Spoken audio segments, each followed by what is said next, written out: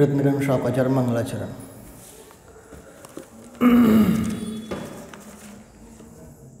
नमः श्रीवर्धनाय निर्धूतकलिलात्मने सालोकानां त्रिलोकानां यद्विद्यादर्पणायते।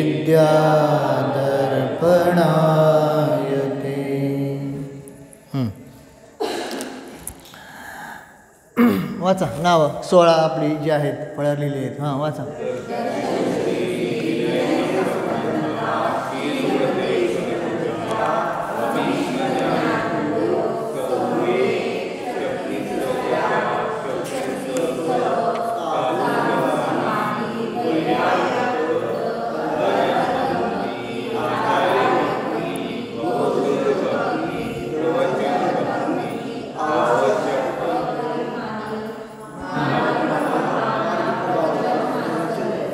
हां हे 16 ज्या भावना आहेत त्या कशा सांगितल्या? त्या तीर्थंकर प्रकृतीला काय सांगितलं? त्या बंधाला कारण आहेत, है ना।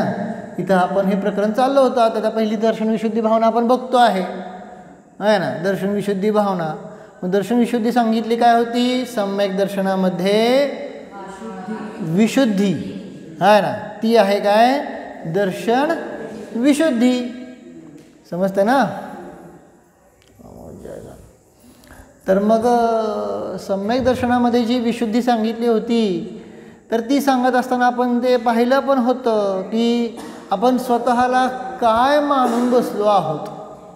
आवाज येते ना माझा मागं? तर स्वतःला आपण काय मानून बसलो आहोत? दर्शन विशुद्धी त्याशिवाय होतच नाही। सांगितलं होतं ना, प्रभूंचं दर्शनच विशुद्धतेनं घेत नाही, त्यामुळे दर्शन विशुद्धी तर कशी होणार?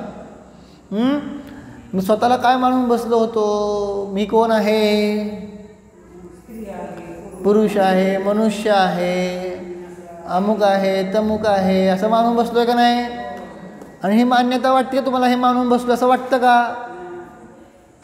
काय विचारतोय आपण? मानून जसं ते कोल्हा सांगितलं, निळा कोल्ह्याची गोष्ट सांगितली होती का नाही? आता नाही बरं सांगणार। तर ते कसं तसं स्वतःला मानून बसलो आहोत असं काय वाटतं का आपल्याला? कुठलं पण आता तुम्ही काय समजा हे असलं काय कुठलं स्टिकर घेतला का नाही?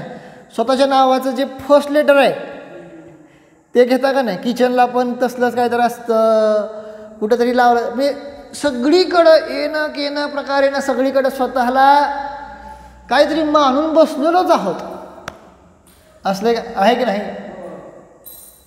बरोबर आहे का नाही?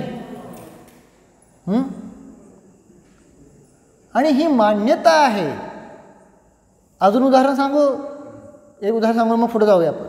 काय अजून एक उदाहरण असं काय, माहेरी तुम्ही जेव्हा होता तेव्हा तुमचं आडनाव वेगळं होतं का नाही? आता काय आहे? ज्यांचं बदललं आहे बरं का, ज्यांचं बदललं नाही त्यांना मी म्हणत नाही परंतु माहेरचं गाव तर बदललं असेल की नाही? काय पहिल्यांदा फलटण आहे ना, नंतर आता पंढरपूरकर। कसं आहे? बरोबर का नाही? हां बरोबर ना? मी आता तुमची गावं लावा, मला नाही सगळ्याची गावं माहिती। तर पहिल्यांदा सोलापूरकर मग पंढरपूरकर असं म्हणतोय का नाही स्वतःला? लक्षात येतंय? मग ही जी आहे ती मान्यता, हे श्रद्धान, आणि त्यानुसार जो कोणी त्याला जो काही चांगलं म्हणेल तो म्हणजे मी म्हणून म्हणा ना। तुम्हाला आता समजा एखाद्या कुठल्या तर नावाबद्दल राग येत असेल, ह्या नावाची सगळे आशेच असतात, आणि तेच नाव जर तुमचं असतं तर काय समजतं ना? मान्यता कसं आहे? मग सांगायचा अभिप्राय भावना एवढीच आहे की इथं सांगतात काय की हे सगळं म्हणजे मी नाही, माझं स्वरूप नाही, है ना। ते भजन माहिती आहे मला, पुढं हळू नंतर बघू का, आता वेळ जाईल आज नको। तर सांगायचा अभिप्राय मग इथं सांगितलं होतं काय की हे सांगितलं काय आहे? माझं स्वरूप नाही। मग हे दर्शन विशुद्धीमध्ये तिथं सांगितलं की जे 25 दोषाने रहित आणि काय सांगितलं, 8 गुणांनी सहित आहे असं ते सांगितलं. व्यवहाराने सांगितलं, तिथं दर्शन विशुद्धी सांगितली. 25 दोषाचं प्रकरण तर आपण बघितलेलं आहे का नाही, आठवतं ना? 25 दोषाचं प्रकरण आपण घेतलं की जीवकांमध्ये. हां हां, आता मी नाही परत घेत, परंतु 8 अंग जे आहेत, 8 अंगांचं पण तुम्हाला व्यवहार माहिती आहे, वर्णन व्यवहारानं पण माहिती आहे आणि निश्चयानं पण माहिती आहे. पण त्याच्यामध्ये थोडी अपेक्षा वेगळी. खरं तर हे अगोदर घेणार होतो, पण आता ठीक आहे झालं आहे, तर आता असू दे. अजून पुढचे जे उपवास करणार आहेत त्यांच्यासाठी पण प्रेरणा होईल. कळलं का? तर 8 अंग थोडी वेगळ्या पद्धतीनं घटवतो आता मी, आहे ना. पहिलं सांगितलं, पहिलं कुठलं अंग आहे, निशंकित अंग. आता हे सगळे 8 अंग आपल्याला उपवासावर घटवायचे आहेत. उपवास समजते तुम्हाला, उपवास आहे ना, उपवासावर निशंकित अंग आहे ना. निशंकित अंग उपवासावर सांगितलं काय आहे की तिथं आता कुठली शंका किंवा संशय राहिला नाही की मी अन्न पाण्यावर जगतोय, असा भाव राहिला नाही. आता अन्न पाण्याशिवाय सुद्धा काय समजतंय का नाही, कशावर जगतोय, चैतन्य प्राणावर, जीवत्व शक्तीवर. कळलं का नाही? मग जीवत्व शक्तीवर जगतो आहे हा उपवासाच्या निमित्तात होणारा काय आहे, निशंकित अंग दृढ झालं. आता दुसरं काय, भरभर घेतो, बाकी तुम्हाला सगळं सोपं समजतंय. निकांक्षित अंग, निकांक्षित समजतंय म्हणजे कुठलीही इच्छा नाही. आणि तुम्ही पहा, ज्यांना उपवास केला त्यांना फक्त विचारा, काय इच्छा आहे का, काही नको, ऐकायला नको, पाहायला नको, बोलायला नको, बरोबर का नाही? काही म्हणजे काही नको. जर म्हणजे तुमचा अंग दाबू, काही नको, फक्त शांत राहू द्या, निकांक्षित आहे ना. आणि वास्तविक पाहिलं असताना जर कोणी उपवास मला हे फळ मिळावं म्हणून आकांक्षा करून जर उपवास आधी करत असेल तर ते काय होणार सांगितलं, निदान बंद होणार. काय होणार, निदान बंद. समजतंय ना? निदान बंदाची गोष्ट माहिती आहे का नाही कुणाची, बस हां बरोबर आहे ना. मग ते तर मिळालं, पण त्याच्या निमित्तात दुःख मिळालं. मग कृष्णाचे वडील जे होते का नाही, कितीतरी वेळा सांगितले, कृष्णाचे वडील पूर्वभावामध्ये आहे ना खूप कुरूप होते, गरीब होते, आत्महत्या करायला लागले होते. तेवढ्यात एका मुनिराजाने अवधूतज्ञानाने जाणलं आणि त्यांच्या 2 मुनिराज शिष्यांना सांगितलं की हे पुढच्या भावांमध्ये तुमचे वडील होणार आहेत, त्यांना तुम्ही संबोधन करा. मग ते 2 शिष्य जे होते ना, म्हणजे ते पण मुनिराजच होते. मग ते गेले आणि त्यांना इतकं गोडीत बोलले, ते म्हणले असं गोडीत माझ्या आयुष्यात कोणी मला बोललं पण नाही. मग त्यांनी आत्महत्या करायचा विचार सोडला, मग तत्त्वज्ञान समजलं, मग त्यांनी दीक्षा घेतली. कळलं का? आणि एकदा असं वर्ण काय जात होतं आहे ना, विद्याधराचं विमान जात होतं, शिखरजीसाठी चाललं होतं ते, शिखरजी दर्शनाला. आणि ते जात असताना भावना केली की मी एवढं व्रत संयम दीक्षा घेतलेली आहे, पुढच्या भावामध्ये मला काय मिळावं, सुंदर रूप मिळावं, असं सुंदर वैभव मिळावं. मग ते मिळालं का नाही मिळालं, पण काय झालं, अनर्थ ठरले, दुःखाला कारण ठरलं. इतकं सुंदर होतं काय की त्यांच्याकडे बघितल्यानंतर गावातल्या ज्या राज्यातल्या त्या ज्या बायका होत्या का नाही, ते सगळ्या आपलं काम भान विसरून जायच्या. पोरं मरायला लागली माहिती आहे का, म्हणजे जेव्हा बायका विहिरीवर जायच्या का नाही तेव्हा मुलाला घेऊन जायच्या ना, तर बादलीला दोरा लावण्यापेक्षा पोराच्या गळ्याला दोरा लावून पोरं विहिरीत सोडायला लागली. असले अनर्थ घडले. मग नवरे लोकांनी जाऊन राजाला कंप्लेंट केली. समुद्र विजय ना, समुद्र विजय राजा, तो त्यांचा भाऊ होता वसुदेवाचा आहे ना. वासुदेव कृष्णाचं नाव आहे, वसुदेव त्यांचं नाव होतं. तर मग तिथं सांगितलं काय की अशा प्रकारे, मग तिथं त्यांना ते कळलं. मग त्यांना नजर कैद केली आणि त्यांना कळू दिलं नाही, तुम्ही बाहेर काय जाऊ नका, काय पाहिजे ते आणून देतो. आणि जेव्हा कळलं तेव्हा ते बाहेर पडले. असं खूप अनर्थ घडलेत वगैरे वगैरे. सांगायचा मला अभिप्राय काय की आपण निदान बंद केल्याचं फळ तर मिळणार होतंच, प्लस एक्स्ट्रा दुःख मिळालं. अजून पण गोष्टी आहेत पण आता मी नाही घटवत, वेळ जाईल. ठीक आहे, निकांक्षी समजलं. त्यामुळे उपवास आधी करतोय म्हणजे मला हे काय व्हावं, फळ मिळावं अशी भावना नको. पुढं निर्विचिकित्सा, किळस करायची. मग कुठं करतो किळस? उपवासाच्या निमित्तात. उपवास केला म्हणजे ना आमच्याच तोंडात न लय वास येते आहे का नाही. त्यामुळे नको मला उपवास करायला.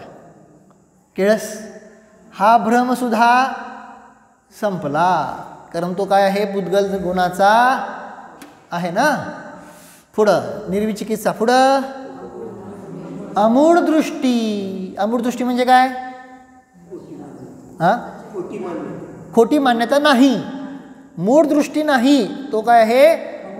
अमूढ दृष्टी. मूढ म्हणजे मूर्ख, मूर्खपणाची दृष्टी नाही, तर ती आहे अमूढ दृष्टी.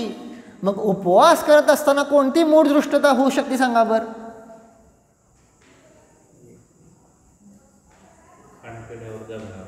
हां, ते होतं. अजून मी उपवास करणार आहे ही पण मूढ दृष्टी आहे.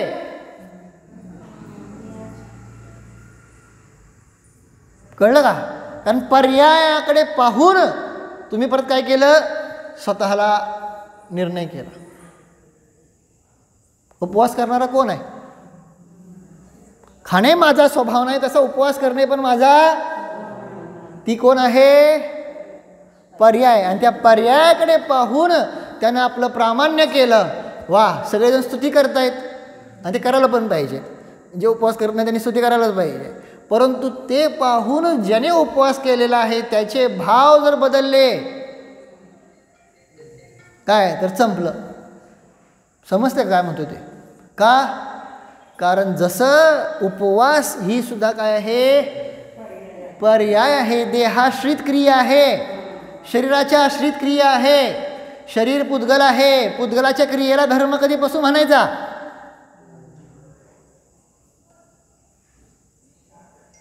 कळलं का नाही? लक्षात आलं? मग त्यामुळं जो अहंकार उत्पन्न झाला किंवा जो एकत्व झालं, मी उपवास करणार आहे, मायाशी असं वागतायत वगैरे वगैरे वगैरे, हा मूढ दृष्टीपणा राहिला नाही, अमूढ दृष्टी झाला. पुढं उपगुहन. उप म्हणजे आम्हा नेहमी सांगतात, उप म्हणजे जवळ, गुहन म्हणजे लपणे, झाकणे, स्वतःमध्ये जवळ आपलं लपलो, झाकलो स्वतःमध्ये, ते खरं काय आहे? उपगुहन. मग उपवास कशासाठी केलाय? हा पहिला महत्त्वाचा प्रश्न होता. मी उपवास कशासाठी केलाय? उपवास तर केला, पण वेळ सगळा जर शुभात गेला तर सांगितलं ना, घटवलंय का नाही? सगळं तर केलं, पण जे करायचं आहे ते नाही केलं आहे ना. उपवास तर केला, पण सगळा वेळ फक्त शुभात घालवला, स्वतःकडे जायचं विसरून गेला. मग उपवास केला तर कशासाठी? स्टेटसला टाकण्यासाठी? ते तर अजून वेगवेगळं पाप आहे. म्हणजे खरं सांगतो, आता ते बघायला मिळतं ना ज्ञानात, इथं पूजा चालली आहे, विधान चाललं आहे, आणि आपला फोटो काढतात. आम्ही पूजा करतोय, आम्ही विधान करतोय, आम्ही उपवास करतोय. काय पाप करताय? मंदिरात बसला आपण, ठीक आहे, बाहेर कुठं अजून असलं तर ठीक आहे म्हणलं असतं. देवशास्त्र गुरूंच्या पुढं असा अभिनय नको आहे. समजलं का? तर मग हे हे हे काय झालं? उपगुहन अंग नाही झालं आहे ना. पुढं त्यानंतर काय आहे? स्थितीकरण. आता ते व्यवहारातलं जे स्थितीकरण आहे ना, ते खूप सुंदर आहे. मला माहिती तुम्हाला कंटाळा आला असणार आहे, परंतु तरीसुद्धा ऐका आहे ना. अजून नाही आला का? बरं, ठीक आहे ठीक आहे, चांगलं आहे. तर मग स्थितीकरणावर इथं सदासुद्दाजींनी जे लिहिलेलं आहे ना, ते खूप छान आहे. नाही ना, ते वाचून दाखवतो. नीट ऐका.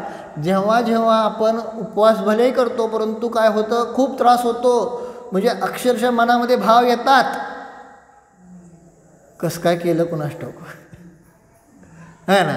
पण आता केलं तर केलं, डिक्लेअर केले ना, है ना. तेव्हा असं मनामध्ये अस्थिरता जेव्हा जेव्हा उत्पन्न होते, त्रास होतो, तेव्हासाठीचं हे चिंतन ऐका.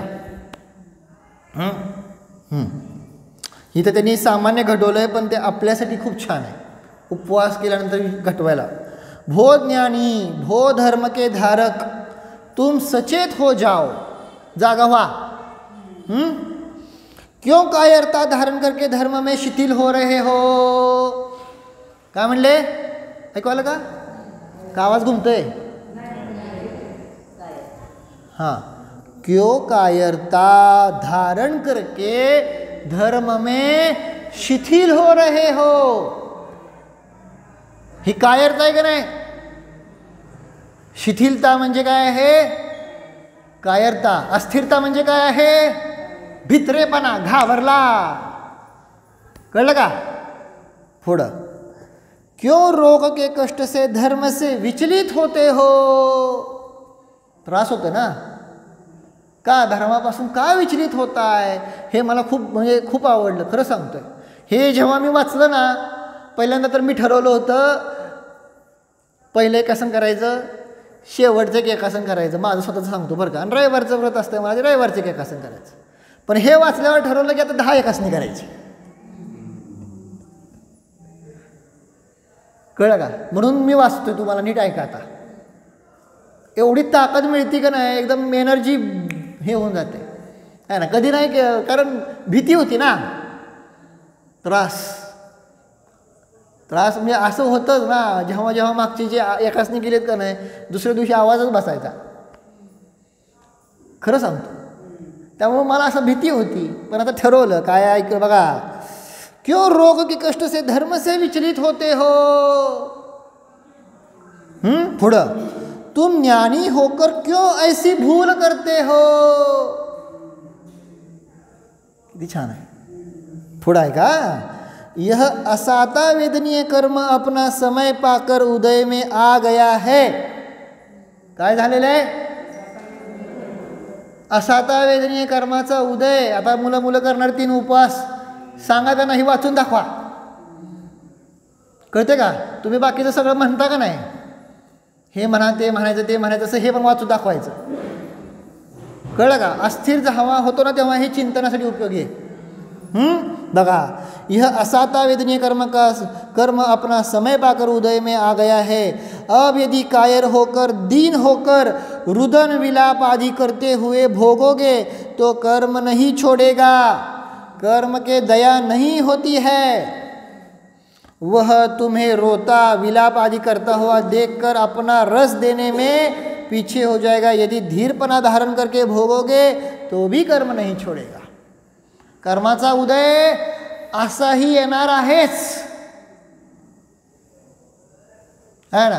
आकुलित झाला तरी कर्माचा उदय येणार, आणि तुम्ही काय आकुलित नाही झाला तरी कर्माचा उदय येणारच. कळतंय का नाही. पुढं इतकं छान आहे, मी संपवतो, जास्त नाही. कोई देव दानव मंत्र तंत्र औषधि वैद्य आदि तथा स्त्री पुत्र मित्र बांधव सेवक सुबट आदि उदय में आए कर्म का हरण करने में समर्थ नहीं है. यह तुम भी अच्छी तरह जानते हो. कर्माचा उदय आपलं कोण टाळू शकते का.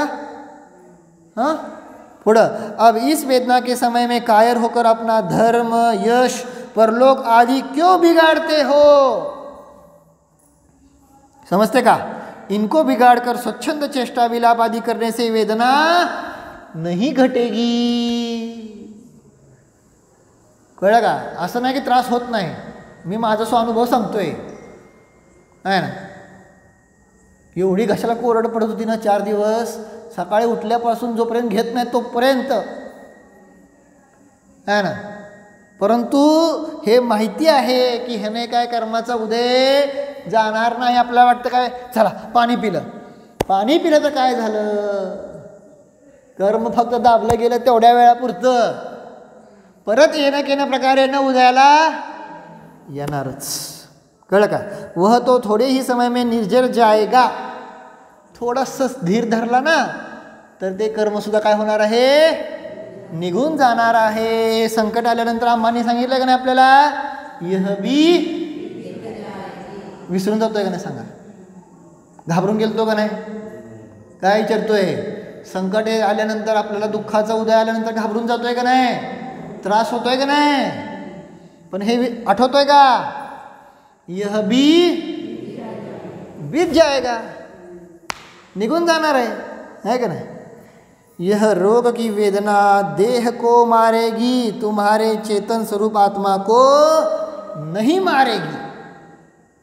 कल का देह का मरण तो अवश्य होगा ही, जो भी देह धारण की है उसका मरण अवश्यम भावी है. अतः तुम सब सचेत हो, यह कर्म को जीतने का अवसर है. अब भगवान पंचपरमेष्ठी की शरण ग्रहण करके अपने अजर अमर अखंड ज्ञाता दृष्ट स्वभाव को ग्रहण करो. ऐसा अवसर पुनः प्राप्त होना दुर्लभ है. कळलं का? हा ना, हे आहे स्थितीकरण. आपल्या मनाचं स्थिर करणं खूप आवश्यक आहे. त्यामुळे उपवासाच्या वेळेस हे वाचा, रत्नकरण शावकाचारमध्ये आहे. मी जे वाचतो ते पान नंबर 233 आहे. ठीक आहे, पोरांना वाचून दाखवा. कळलं का नाही? अगोदरच हे रोज वाचा. जसं गोष्ट वाचता का नाही रोज, त्याची त्या व्रताची गोष्ट वाचता का नाही, काय मला माहीत नाही, वाचताय का नाही, काय तुम्हाला नियम माहिती का नाही. सगळे जे तुम्ही व्रत केलेलं आहे त्याची गोष्ट असते, त्याची गोष्ट वाचायची असते. काय अवघडच आहे राव, सगळ्या गोष्टी आता मला अवघड वाटायला. आता ते पण सांगतो की ज्यांनी दुसऱ्यांदा, पहिल्यांदा केलं तेव्हा चालते बरं का, कुठलंही व्रत असो, दुसऱ्यांदा केलं की त्याला सगळं नियम बांधले गेले. जसं उदाहरणार्थ त्रैल आहे, तुम्ही दुसऱ्या वर्षी केलं, भले गॅप करून घ्या ना, दुसऱ्या वर्षी केलं तिसऱ्या वर्षी पण करावं लागतंय. 5 उपवास आहेत, दुसऱ्या वर्षी केले तर 5 वर्ष करावे लागतात. म्हणजे पहिलं दुसरं तर झालंच, पण ते कंटिन्यू लागलं पुढचा नियम. 10 असतील तर 16 असतील तर तेवढा घाबरायला लागले. करतात अजूनसुद्धा जीव आहेत असे जे करता आहेत. तुम्हाला माहीतच नाही, हे नशीब दुर्ल, काय करायचं आहे ना. आहेत पंढरपुरात आहेत, सोलापुरात आहेत, मी मला माहिती ते सांगतो. मला जे 16 काय करतायत, म्हणजे व्रत 16 वर्षाचं करतायत. मग कोणी उपवास करत असतं, कोणी एक आसन करतंय, कोणी 1 दिवसाला 1 आसन, कोणी 1 दिवसाला उपवास वगैरे असं करत असते. आपापल्या परीने जे ते करतंय, पण करतायत. कळलं का नाही? तर हा नियम असतो की जर सेकंड इयर नाही बरं का, नंतर काय डोकं चालतं, आम्ही 2 वर्ष गॅप घेतो परत करतो नाही. सेकंड टाईम केलं की तुम्हाला लागला नियम. कळलं का नाही? व्रतामध्ये बसला, फक्त काय असतंय, पहिल्यांदा काय म्हणतात, तुमच्या दुकान कसं असतंय, पहिल्यांदा फक्त हां ट्रायलसाठी फक्त असते तेवढं माफ, परत नंतर ट्रायल नसती, मग रिअल असतं. कळलं का नाही? पण आपली गंमत असते ना, बॅट खेळताना काय करतो, पहिल्यांदा समजा काय झालं तर ट्रायल होतं म्हणतो, दुसऱ्यांदा पण झाल्यावर अजून ट्रायलच होतं. आता बस पद्धत. चला, तर अशा प्रकारे स्थितीकरण सांगितलं. पुढं वात्सल्य माहिती आहे का नाही. निज आत्म्याशीच उपवास केलाय म्हटल्यानंतर इथंच वास करायचं आहे, त्यामुळे ह्याच्याशीच वात्सल्य पाहिजे. बाकी कशाची वात्सल्य नको. खूप कशाय होतात, कोण आलं कोण नाही आलं, काय कोण गेलं कोण काय केलं, चढवलं नाही चढवलं, ह्यातच सगळे विकल्प असतात. कळलं का नाही? शुभ भावाशी सुद्धा वात्सल्य नाही ठेवायचं. कळलं का? नाही तर मोक्षात जाणार नाही. तुम्ही उपवास केला पण मोक्षाला नाही जाणार. कळतंय का? पुढं संपवतो, आहे ना. आणि काय प्रभावना, मार्ग प्रभावना आहे ना, येणारच आहे ते पुढं आहे ना. तर ते प्रभावना कशी असते? आत्मा प्रभावनीयो सततमेव. कळलं का नाही? आपल्याला वाटतं प्रभावना म्हणजे 4 लोकांनी छान म्हणलं म्हणजे प्रभावना. नाही हो, आपल्या परिणामांची विशुद्धी झाली ती खरी प्रभावना.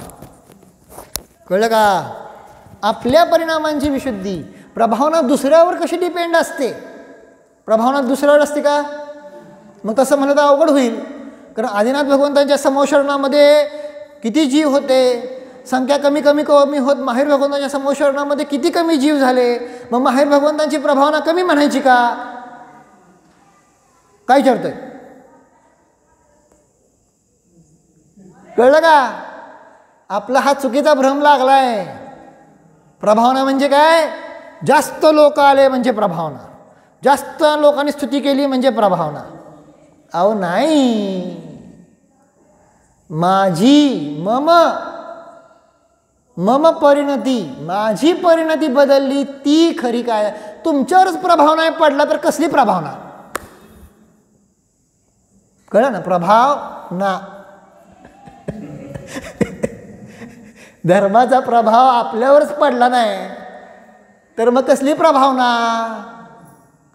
गायब झाले का नाही हळूहळू बघा.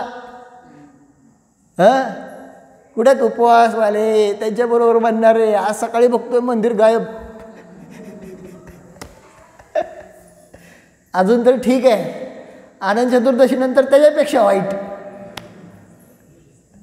मग उगवणार कधी? निर्वाण लाडूच. कसली प्रभावना? तुमच्यावर प्रभाव पडू द्या, आहे का नाही? लक्षात येते का नाही? तर अशा प्रकारे आपल्यावर तो प्रभाव पडू द्या, आहे ना. प्रभाव पडला का? बोलो उत्तम संयम धर्म की. असा हात वर करून म्हणा की, बोलो उत्तम संयम धर्म की. तर असा हात वर करते.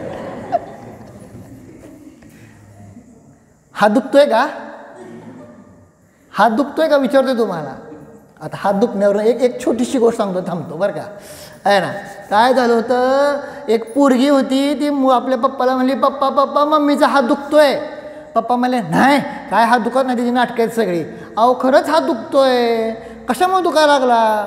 म्हणली तुमच्या पॅन्टीतले पैसे काढून काढून तिचा हात दुखायला लागलाय. कळते का? आपलं पण काय चाललंय, अर्घ्यात चढून चढून हात दुखतोय का? बोलो आदिनाथ भगवान की. हो जा. हा मी ज्ञातात्मा आहे.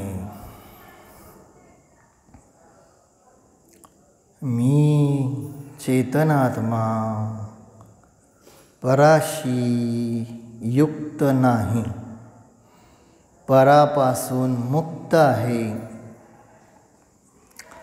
मी हा ज्ञानमय आत्मा स्वतःमध्येच तल्लीन आहे.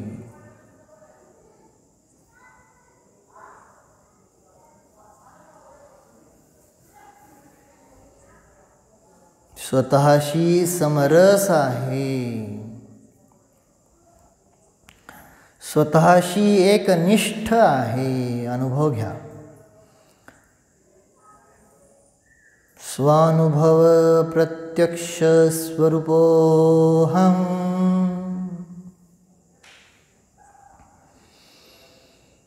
संयम धर्म स्वरूपोऽहम्.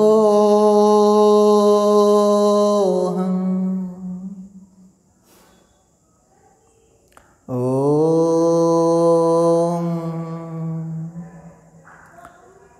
विसर्जन.